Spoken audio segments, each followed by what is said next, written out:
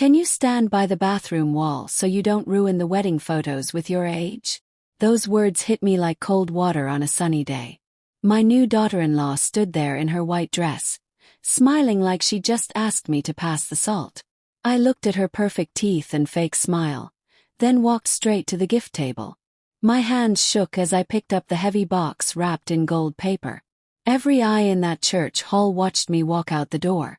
They had no idea what I was taking with me. Before we continue, first let me thank you for watching Granny's Voice. Please subscribe and tell us where you're watching from in the comments. We might give you a shout out in our next video. Today's special shout out goes to Sheila Person from South Carolina. Thank you for being part of our family. Now, let me tell you everything. I'm Rose Peterson, and at 67, I thought I knew what disappointment looked like. Boy, was I wrong. Tommy's wedding was supposed to be the happiest day of our lives.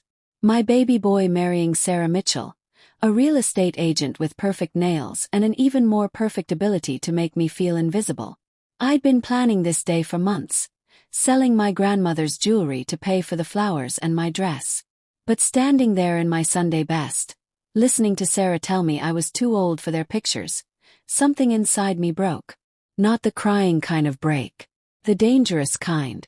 You see, 2 weeks before this wedding, my whole world changed in ways nobody knew about. But I'm getting ahead of myself. The church was packed with people I didn't know. Sarah's friends from her fancy job, all holding their phones up like they were at a concert. Tommy sat at the front table, laughing with his buddies about something on his phone. He didn't even see his mama walking out of his wedding. Didn't notice the tears I was fighting or how my hands trembled as I carried that heavy box to the parking lot. 38 years of bedtime stories and scraped knee kisses, and he couldn't be bothered to look up from his phone. The parking lot was almost empty except for a few cars and the setting sun painting everything orange. I stood there breathing in the cool air, listening to the party music coming through the church windows. 38 years of putting my boy first. 38 years of believing that if I loved him enough, he'd love me back the same way. I was done believing in fairy tales. The taxi ride home took 20 minutes through streets I'd walked as a young mother, pushing Tommy in his stroller. 20 minutes to realize that leaving that wedding wasn't the end of something. It was the beginning. Because what I had in that golden box wasn't just a wedding gift. It was proof that sometimes the best way to teach someone a lesson is to show them what they lost. 2 weeks before the wedding, I was standing in Miller's grocery at 10 o'clock at night, counting quarters for a loaf of bread and some cheese. $4.36. That's all I had left until my next check came.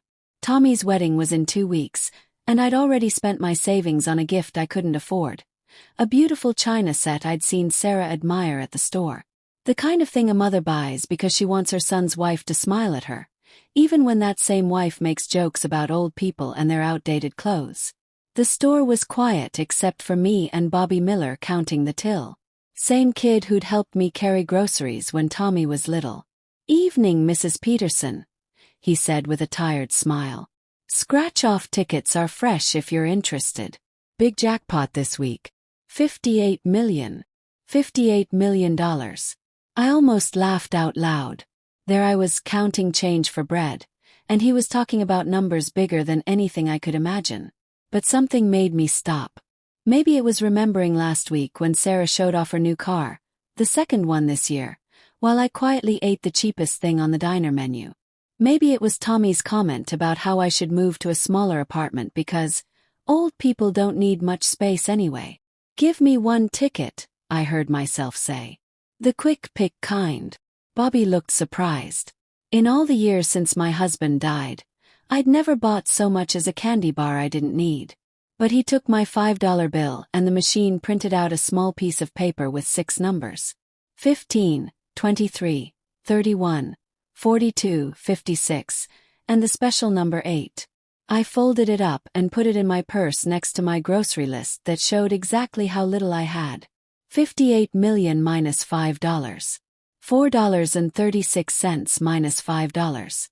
Actually, I was now in the whole 64 cents. My husband would have called me foolish. "Rose," I could hear his voice. "Gambling is for people who don't know the value of a dollar. But he'd been gone 5 years, and clearly I'd lost everything that mattered anyway. The walk home took an hour because I couldn't afford the bus. An hour of thinking about every time they'd made me feel small. Every family dinner where I was treated like furniture instead of family. Every birthday they forgot and every holiday they cancelled at the last minute. By the time I climbed the stairs to my tiny apartment, I'd made a decision that had nothing to do with lottery numbers. Win or lose, I was finished being their personal bank and professional disappointment. The lottery drawing was Wednesday night. I watched it alone with a cup of tea and the volume turned down low so I wouldn't bother my neighbors through the thin walls. When those numbers came up on the screen, I didn't believe what I was seeing. 15, 23, 31, 42, 56, special number 8. Every single number on my crumpled $5 ticket. $58 million. I sat there for 15 minutes, checking and double-checking, waiting for my eyes to start working right again. But they were working just fine. I, Rose Peterson, who'd been eating peanut butter sandwiches for dinner and walking everywhere to save gas money, had just won more money than existed in my world. The smart thing would have been to call Tommy right away and share the amazing news with my only family. But I didn't reach for the phone. Instead, I carefully put that ticket in my jewelry box next to my wedding ring and my mother's pearl earrings. Because suddenly, I had a very different kind of wedding present in mind. Something that would teach them both a lesson they'd never forget. The lottery office downtown looked nothing like I expected. I thought it would be fancy and exciting like something from a movie. Instead, it was a boring government building with bright white lights and beige walls that looked like a doctor's office. "Congratulations, Mrs. Peterson," said Linda Walsh, the claims lady. She was about 40 with kind eyes and a gentle voice. She handled my paperwork like it was just another Tuesday morning, not the most important day of my life. "After taxes, your lump sum comes to $36.2 million. $36,200,000. Even with the government taking their share, it was still more money than I could count. I signed papers and showed my ID and listened to explanations about banks and financial advisors. Linda was patient and professional, completely unaware that she was helping a woman who'd been living on soup and crackers just days before. "Now," she said, sliding a business card across her desk, "I really recommend talking to a financial advisor before you make any big purchases. This much money can be overwhelming, and we see people make choices they wish they hadn't." I nodded politely, but I knew exactly what I was going to do. I'd had 5 sleepless nights to plan every detail, and overwhelming wasn't the right word.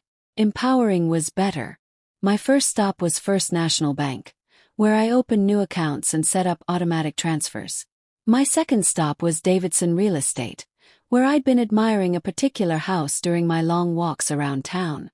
The Victorian mansion on Maple Street with a wraparound porch and the "for sale" sign that had been there for months.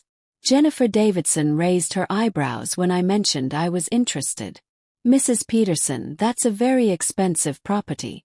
The asking price is $3.4 million. I'd like to see it today, please." Jennifer's attitude changed completely when I mentioned I was paying cash. Suddenly, she had time in her schedule, and her assistant could drive us over right away. The house was everything I'd dreamed about during those years of pinching pennies. A grand staircase, 6 bedrooms, 4 bathrooms, and a library with built-in bookshelves reaching to the ceiling. It had been empty for a year, Jennifer explained, because most people needed loans, and the sellers were eager to close quickly.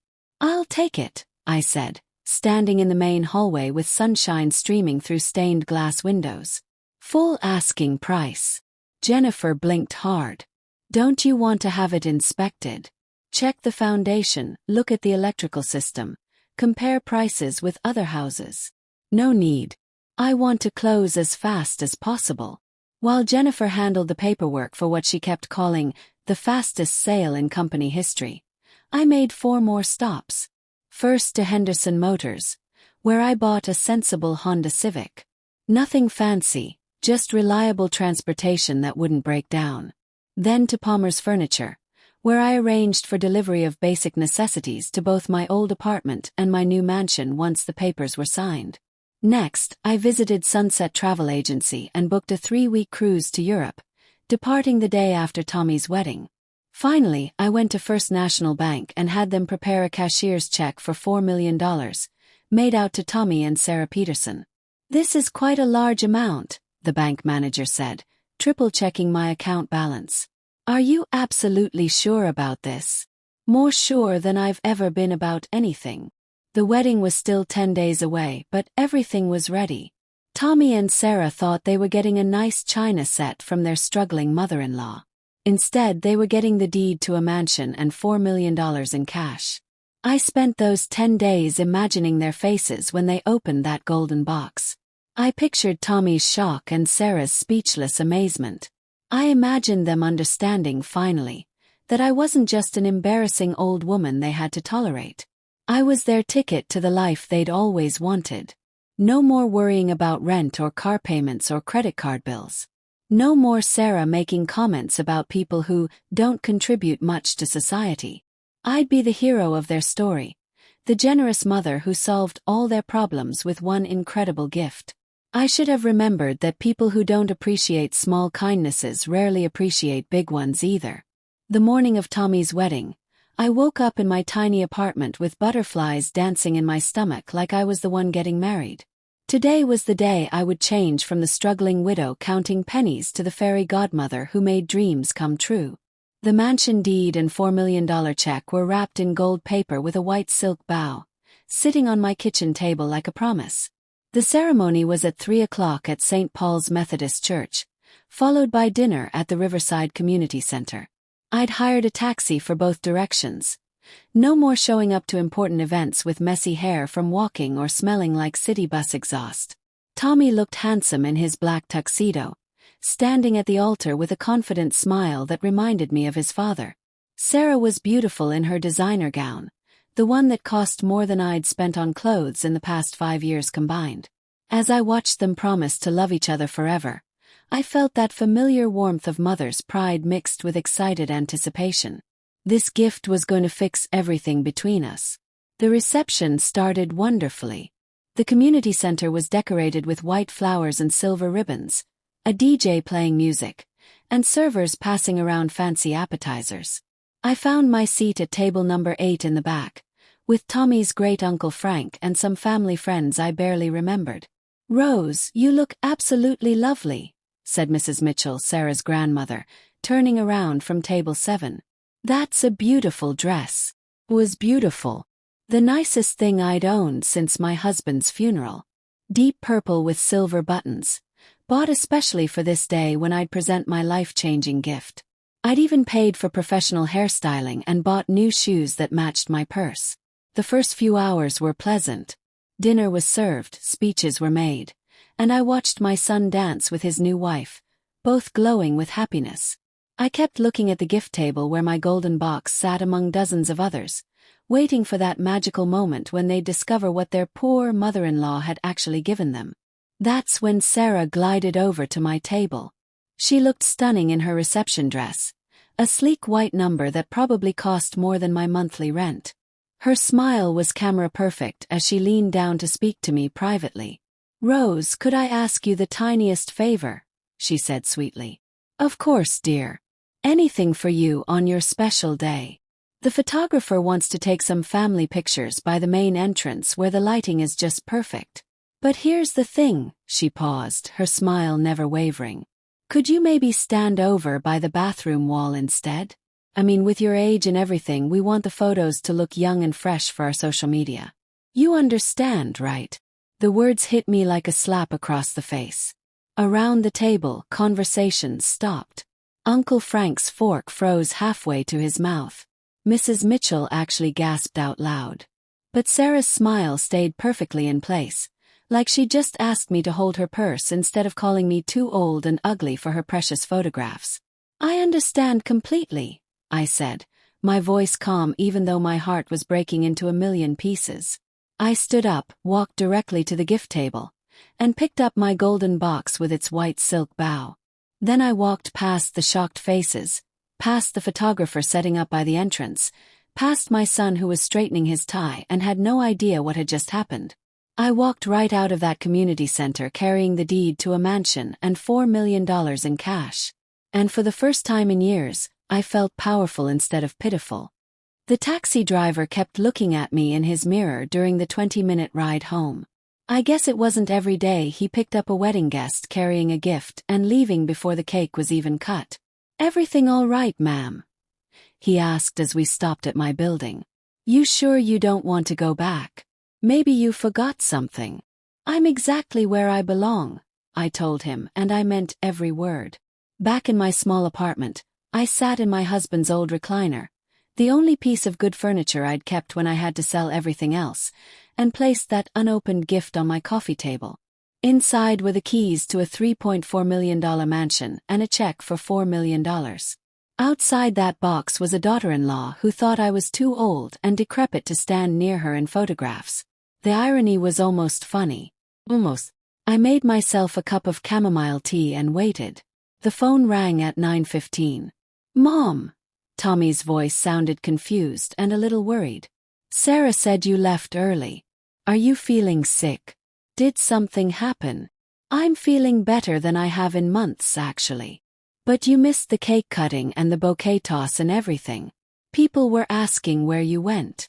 I sipped my tea, staring at that golden box with its white bow. I'm sure they were very concerned.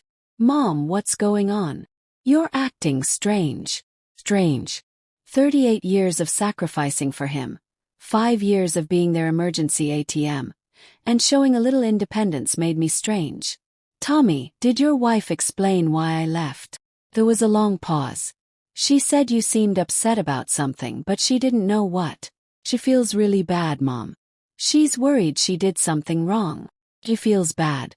She's worried." But apparently, she hadn't mentioned asking me to hide by the bathroom wall so I wouldn't ruin their perfect photographs with my advanced age of 67. "Tell Sarah not to worry. I'm sure she'll understand everything very soon." "What does that mean?" "It means you should enjoy your honeymoon, Tommy. Congratulations on your marriage." I hung up before he could ask more questions.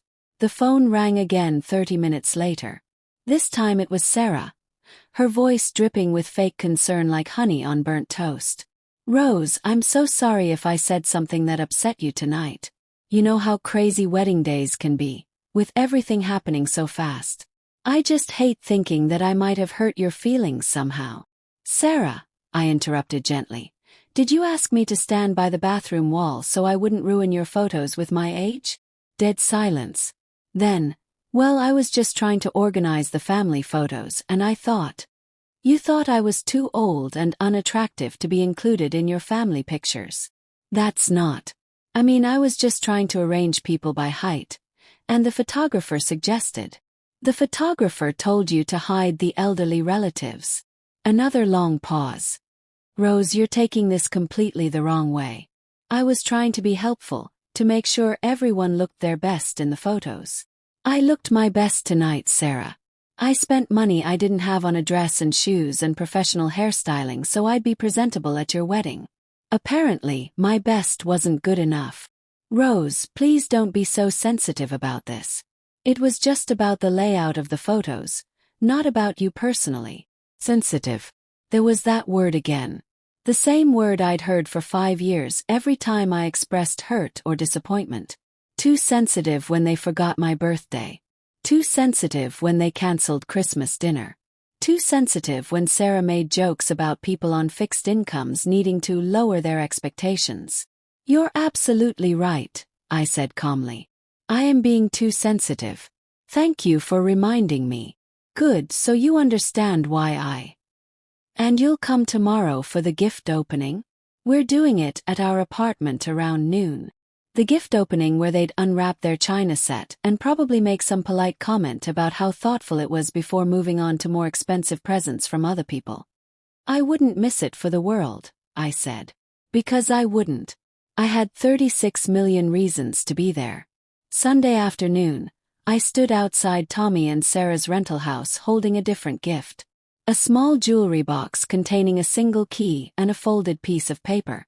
The original golden box with the deed and check was safely locked away in my bedroom closet, where it would stay until I decided what to do with it.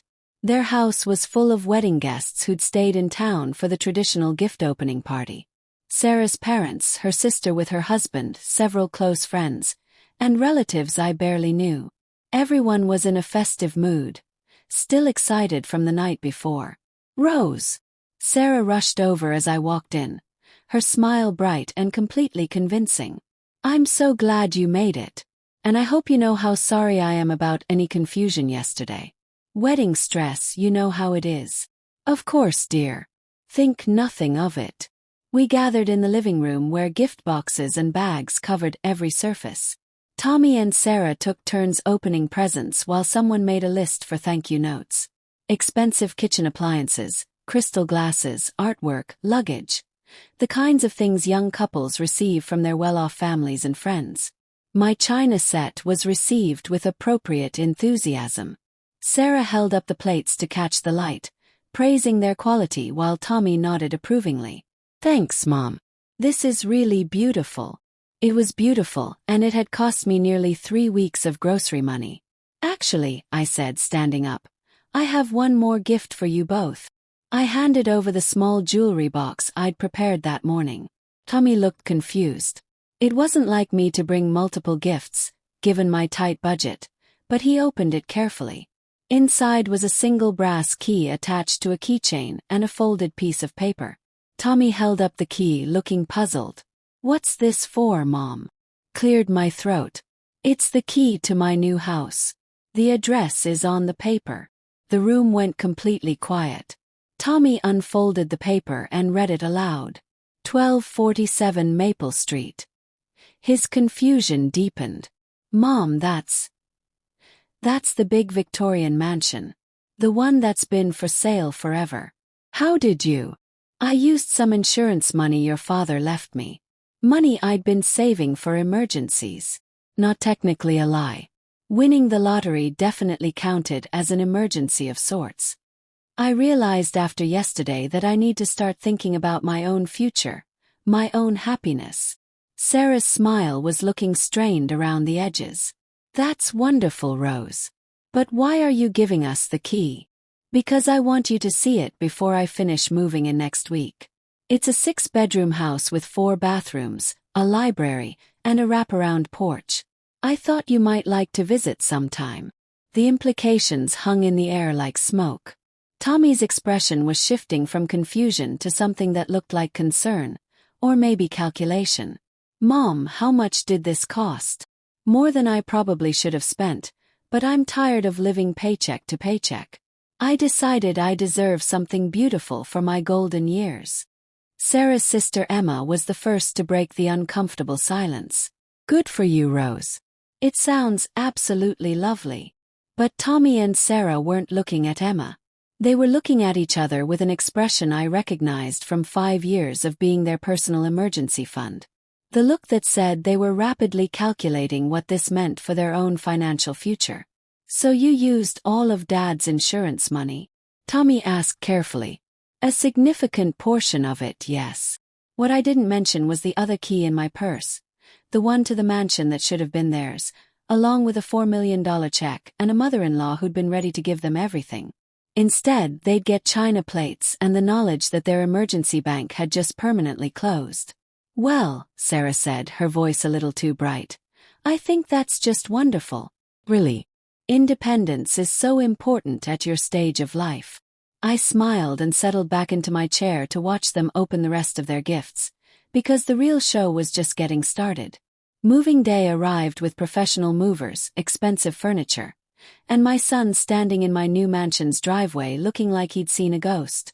I hadn't expected him to show up, but there he was at 7 in the morning, holding 2 cups of coffee and wearing the expression of someone trying to solve an impossible puzzle. "Mom, we need to talk." The Victorian mansion was everything I'd told them it would be and more. Grand rooms with 12-foot ceilings, original hardwood floors, and enough space for the life I'd always wanted but never thought I could afford.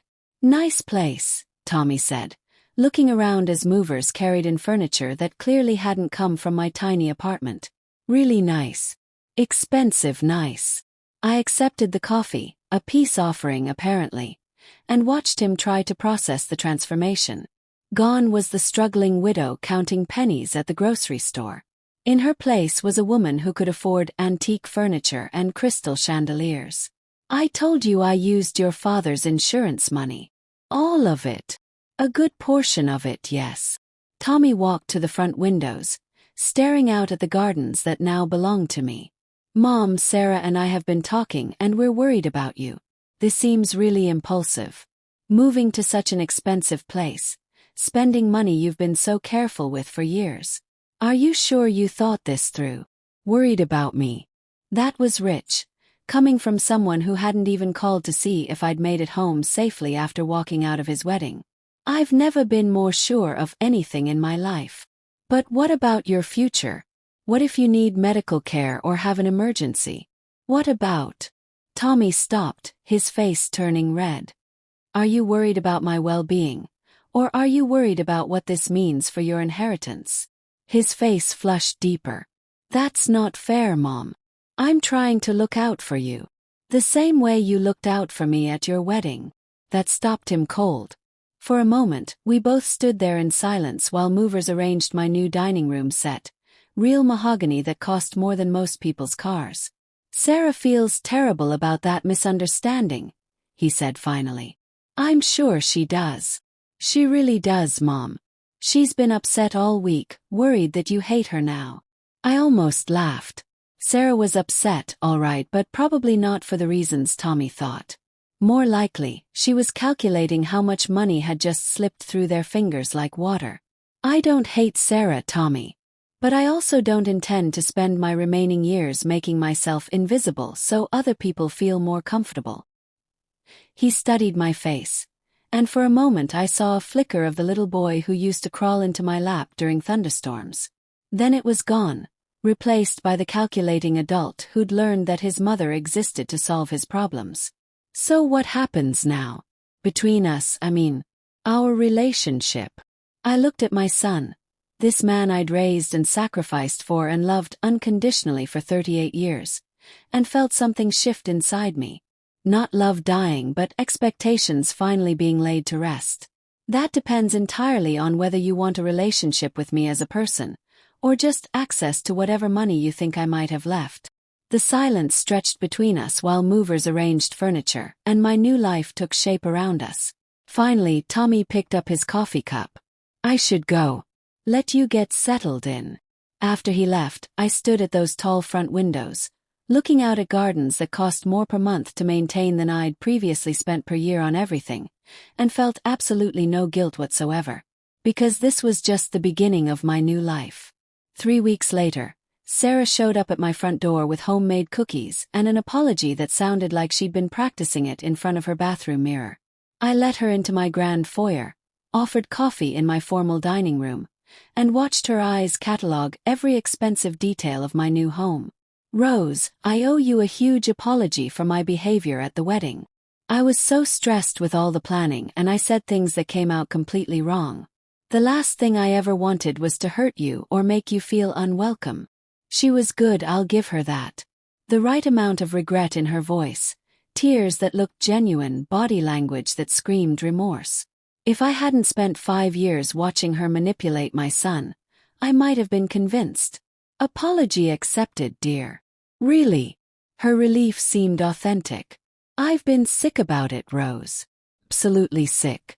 Tommy told me you thought I was calling you old or unattractive, and I swear that's not what I meant.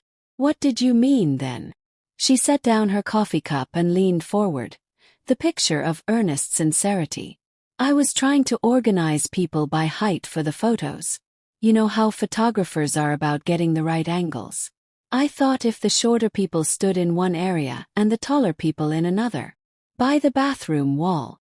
Well, yes, but only because the lighting was better there. Not because of your age or anything like that. I would never suggest such a thing.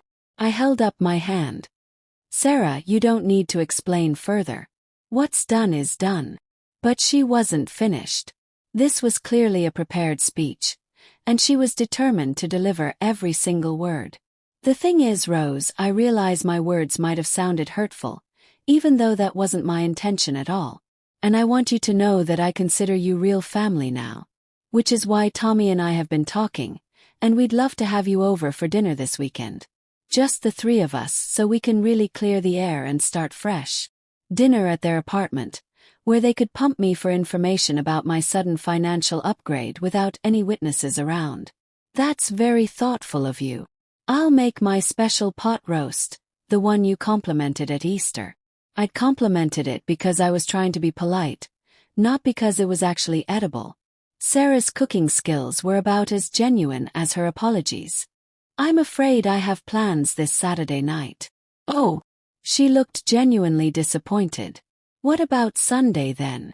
I'm busy Sunday as well. Next weekend maybe. Sarah, I appreciate the invitation, but I'm finding that my calendar is quite full these days.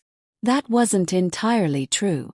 I spent my evenings reading in my library, walking through my gardens, or sitting on my front porch watching the world go by. But for the first time in years, my solitude felt like choice rather than abandonment. Full with what? The question slipped out before she could stop it, revealing the real reason for this visit. She wanted to know what I was doing, where I was going, who I was spending time with, and most importantly, who else might have access to whatever money I'd mysteriously acquired. Various activities. I'm exploring my options. What kind of options? I smiled and stood up, the universal signal that a visit was ending. Thank you for the cookies, Sarah. They're delicious. She gathered her purse, clearly frustrated that her fishing expedition hadn't caught anything useful. At the front door, she turned back with one final attempt. Rose, you know Tommy loves you so much. He's worried that this tension between us is damaging your relationship with him. There's no tension, Sarah. There's just clarity.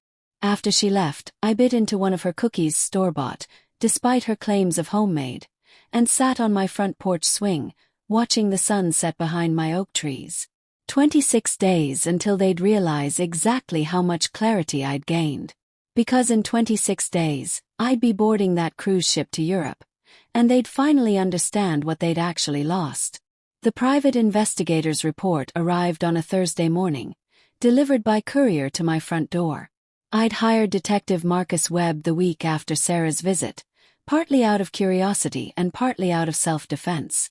If they were digging into my finances, I wanted to know what they might uncover. The report was thorough and enlightening. Tommy and Sarah had indeed hired their own investigator to trace my sudden wealth. They discovered the mansion purchase, the new car, and the expensive furniture. What they hadn't discovered was the lottery ticket or my upcoming European cruise. More interesting were the financial details Marcus had uncovered about their own situation. Despite Tommy's decent job and their comfortable lifestyle, they were drowning in debt. Credit cards, student loans, and rent that ate up most of Tommy's paycheck. They'd been counting on my eventual death to solve their money problems. The phone calls had started 4 days ago, subtle at first. Mom, I was wondering if you'd thought about getting long-term care insurance. At your age, it's probably getting really expensive. Have you updated your will recently? With the new house and everything, you should probably review your beneficiaries. Sarah mentioned that her aunt has a great financial advisor who specializes in retirement planning for seniors. Maybe you should talk to someone professional about managing your assets. Beneficiaries. Long-term care insurance. They weren't even trying to be subtle anymore. This morning's call was Tommy again, his voice carrying that forced casualness I'd learned to recognize over the years. The thing is, if someone did win that much money, they'd probably want to be careful about who they told. You know how people can get when there's serious cash involved. Friends, family members, everyone suddenly needs help with something. The irony was breathtaking. My own son was warning me about family members who might take advantage of lottery winners. That's very wise advice, Tommy. So, hypothetically, if you knew someone who'd come into money suddenly, you'd tell them to be really careful about who they trust, right? Absolutely. I'd tell them to be especially careful about family members who'd already shown they view them as a source of money rather than a person deserving of respect. Dead silence on the other end. Mom, what are you saying exactly? I'm saying that if someone won the lottery, They'd probably want to make sure their money went to people who valued them for reasons beyond their bank account balance. Are you? Mom, did you win the lottery? I looked out my library windows at the life I'd bought with my winnings. Then at the cruise tickets sitting on my desk, tickets that should have funded their honeymoon instead of my European adventure. I think this conversation has gone on long enough, Tommy. Mom, wait. Please don't hang up. I ended the call and turned off my phone, because tomorrow was the day I'd been planning for. Tomorrow I'd give them exactly what they deserved. The mansion felt different the morning I was leaving. Quieter somehow, like it knew this was goodbye. I'd been living here for 6 weeks, long enough to appreciate every room, every detail, every luxury I'd never dreamed possible. But standing on my front porch at sunrise, watching the gardeners tend my flower beds for the last time, I understood why people said money couldn't buy happiness. Couldn't. But it could buy freedom from people who made you unhappy, and that was worth every penny. I'd been preparing for this day since the moment I walked out of Tommy's wedding. The house was clean, the bills were paid, and my suitcases were packed for Europe. My phone had been buzzing constantly since yesterday's conversation. Calls, texts, voicemails that grew more desperate as Tommy and Sarah realized I wasn't responding. Finally, yesterday evening, Sarah had tried a different approach. The text message was a masterpiece of manipulation. Rose, Tommy is in the hospital. Please call immediately. I called Springfield General directly. No Tommy Peterson admitted. No emergency room visits. Nothing. So I called her back. Rose, thank God. Tommy collapsed at his job and they rushed him to General Hospital. Can you meet us there? Sarah, I just called Springfield General. Tommy isn't there. Long pause. Well, maybe they moved him to a different hospital. Or maybe I misheard the name in all the confusion. Tommy isn't in any hospital, Sarah. More silence. We need to talk, Rose. Face to face. There are things you don't understand about this situation. Such as what?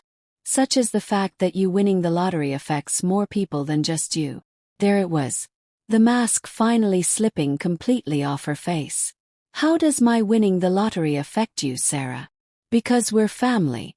Because we've been counting on you, planning our future around you being part of our financial picture. Because Tommy is your only son and you can't just cut us out because of one stupid comment I made at our wedding. One stupid comment. Yes, one comment that I've apologized for 100 times. And you're acting like I committed murder or something. It's not fair, Rose. It's not fair to punish us forever because I said the wrong thing one time when I was stressed. I walked to my library windows, looking out at gardens that belong to me now, at least for a few more hours. You're right, Sarah. It's not fair to punish you for one comment. Thank you. I knew you'd understand eventually. That's why I'm not punishing you for the comment. Then what are you punishing us for? I'm punishing you for thinking that comment would work. For believing you could humiliate me publicly and then manipulate me privately. For 5 years of treating me like a walking ATM. For raising my son to believe that his mother exists to solve his financial problems. Rose, that's not fair. For assuming that blood relation gives you the right to my money, but not the obligation to treat me with basic human decency. Her voice turned cold and calculating. You know what, Rose? Maybe you're right. Maybe we did take you for granted sometimes. But you need us more than we need you. You're a 67-year-old woman with no friends, no social life, no family except us. What are you going to do with all that money? Sit alone in your fancy house until you die. I smiled, looking at my packed suitcases by the front door and my cruise tickets on the hall table. Actually, Sarah, I have very specific plans for my money. Plans that were going to include you and Tommy right up until you asked me to stand by the bathroom wall. What kind of plans? The kind that would have made you very, very happy. But now you'll never find out, will you? I hung up and turned off my phone for the last time. Tomorrow I'd turn it back on from somewhere in the middle of the Atlantic Ocean, and they'd finally discover what they'd actually lost. But tonight I was going to sit on my front porch, drink wine that cost more than their monthly rent, and watch the sunset over gardens that had been their inheritance until they chose photos over family. The final call came Saturday morning at exactly 8 o'clock. I let it ring 5 times before answering, savoring the moment I'd been anticipating for 7 weeks. "Mom." Tommy's voice was hollow, defeated, like he'd been crying. "We found out about the cruise. The European cruise you're leaving on today." "Did you?" I was standing in my empty mansion, suitcases by the door, taxi coming in 30 minutes to take me to the airport. The travel agent saw the deed transfer. Maple Street Mansion, 3.4 million cash, purchased 7 weeks ago, right after you won the lottery. "Congratulations on your detective work." "Mom, please. Can we just talk? Can we drive over and see you before you leave? We need to talk to you face to face." I looked around at the empty rooms that had been my home for 6 weeks. Rooms that could have been theirs if they'd chosen differently. "I'm afraid that's not possible." "Why not?" "Because, Tommy, guests have to be invited first. And people who think I'm too old and ugly for family photographs don't get invited to my home." "Mom, that was a mistake. A terrible mistake." "No, Tommy. A mistake is forgetting to put sugar in your coffee. What happened at your wedding was a choice. A choice that revealed exactly how you and your wife see me. So what are you saying? That you're cutting us off completely? That you're going to disappear to Europe and pretend we don't exist?" I smiled, remembering Sarah's similar accusation about sitting alone in my house. They really couldn't imagine that a woman my age might have plans beyond serving their needs. "Actually, I won't be disappearing. I'm starting a non-profit organization for elder abuse awareness. Apparently, it's more common than I realized. Adult children manipulating their parents, treating them like personal ATMs, isolating them from other relationships so they become completely dependent on family approval." Silence on the other end of the line. "I'm also considering writing a book about what it's like to win the lottery at 67. About the relationships that change when money enters the picture. About learning to set boundaries with adult children who've forgotten the meaning of gratitude." "Mom, please." "But here's the truly interesting part, Tommy. Do you want to know what your wedding present was actually going to be?" "What do you mean?" I walked to my front hall table where the original gift still sat, the golden box with white silk bow that I'd carried out of his wedding reception.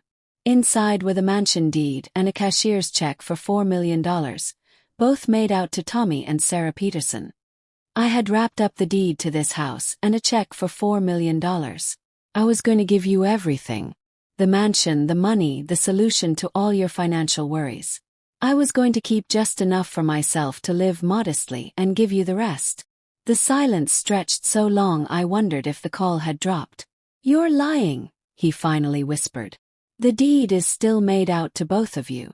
The check is still signed and valid, both sitting in a box wrapped in gold paper with a white silk bow, exactly as they were the night you got married. Mom, please. We can fix this somehow. I was so excited to see your faces when you opened that box. I imagined your joy, your gratitude, maybe even an apology from Sarah for some of her harsher comments over the years. I spent 2 weeks fantasizing about becoming the generous mother-in-law who solved all your problems with one incredible gift. We didn't know. We had no idea. You didn't know because you weren't paying attention to your mother. You were paying attention to your social media posts and your reception schedule and everything except the woman who'd raised you and sacrificed for you and was about to give you everything she had. I could hear crying now. Whether Tommy or Sarah or both, I couldn't tell and didn't care. So here's what's going to happen. I'm keeping the house, selling it to a nice young family, and donating the proceeds to charity.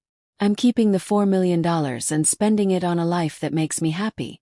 You're keeping your china set and the memory of what you chose when you had to pick between treating me with respect and treating me like furniture. Mom, wait. Please don't do this. And Tommy, if you're ever ready to have a relationship with me that isn't based on what I can give you financially, you know where to find me. I'll be the old woman living her best life, traveling the world, and helping other seniors who've been treated like ATMs by their own families. I hung up and turned off my phone for good. Then I picked up my suitcases, walked out of that mansion for the last time, and got into the taxi that would take me to the airport. 3 weeks later, I was standing on the deck of a cruise ship in the Mediterranean, watching dolphins play in the wake, when my phone finally rang with a number I didn't recognize. I almost didn't answer it, but curiosity got the better of me. Mrs. Peterson. This is Jennifer Davidson from Davidson Real Estate. I wanted to let you know that your mansion sold this morning. Full asking price just like you requested. The proceeds will be transferred to the Children's Hospital Foundation as you instructed. Perfect. Sometimes the best revenge isn't getting even. Sometimes it's getting everything you ever wanted while teaching others the value of what they threw away.